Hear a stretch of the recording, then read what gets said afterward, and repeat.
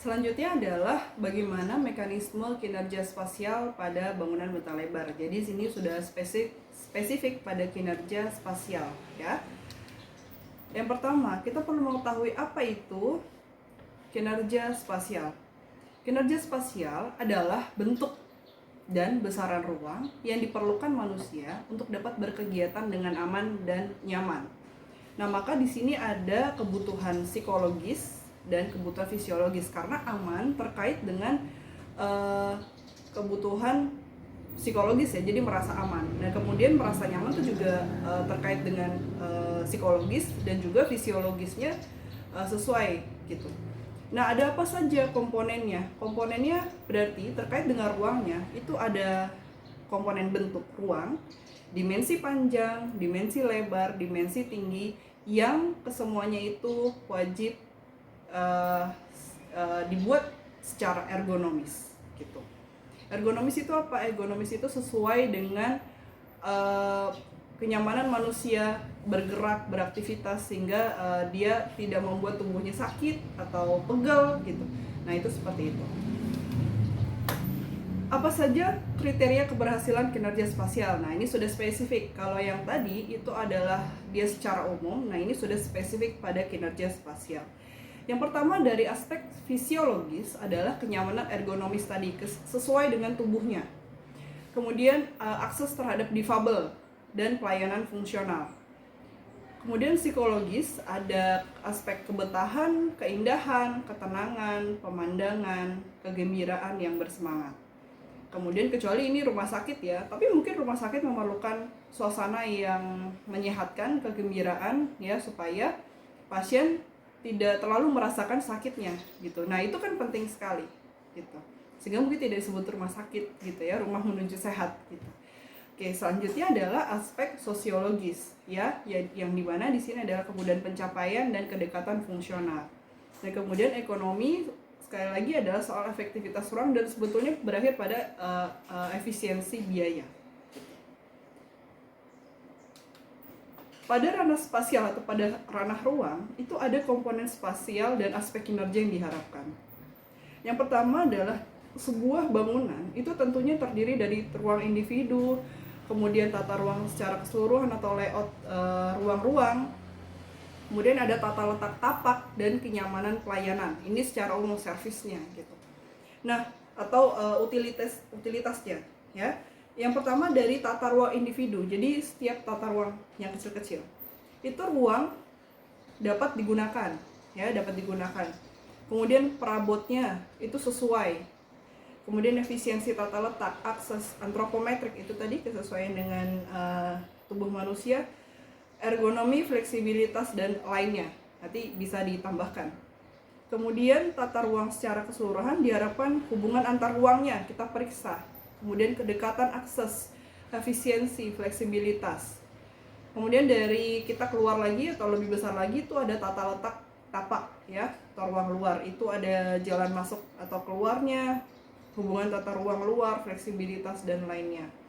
Kemudian kenyamanan pelayanan kita periksa dari komponen sanitasi, keselamatan terhadap kebakaran, keamanan, transportasi listrik, air, dan udara juga gitu. Dan pencahayaan kita bisa tambahkan. Itu tadi yang diperiksa pada komponen spasial, dan komponen apa saja yang lebih kecil di dalamnya harus kita periksa terhadap keselamatan, terhadap kriteria keberhasilan kinerja spasialnya ya. Nah, bagaimana menciptakan keberhasilan kinerja spasial pada bangunan bentang lebar? Ini kita highlight pada kinerja spasial ya. Nah, ini adalah tabel yang saya coba buat sehingga kita dapat memetakan pikiran kita, komponen apa yang perlu kita periksa, kemudian standar apa yang perlu kita gunakan, dan kemudian konsep apa yang akan kita gunakan di dalam rancangan. Contohnya misalnya tata ruang individu. Kita lihat dari komponen bentuk, itu kita bisa mengambil standarnya dari standar arsitektur, misalnya seperti data arsitek. Dan kemudian ada referensi proyek juga yang terkait, jadi sesama tipologinya begitu ya. Kemudian kita periksa panjang lebar dan tingginya supaya sesuai dengan standar. Yang mana setiap komponen ini ketika kita mencari tahu standar dan pernyataan standarnya atau limit of acceptability tadi, maka harus dapat mengakomodasi kebutuhan psikologis dan ekonomis yang tadinya ada 4 tadi. Ya, jadi pastikan pernyataan standarnya atau pernyataan limits of acceptability yang kita masukkan di dalam tabel ini atau di dalam kolom ini atau di dalam sel ini itu dapat mengakomodasi kebutuhan yang 4 tadi, gitu ya. Nah, kemudian yang di sebelah kanannya adalah konsep apa yang kita gunakan yang akan kita gunakan di dalam bangunan. Nah, contoh penerapan tabel yang tadi ya.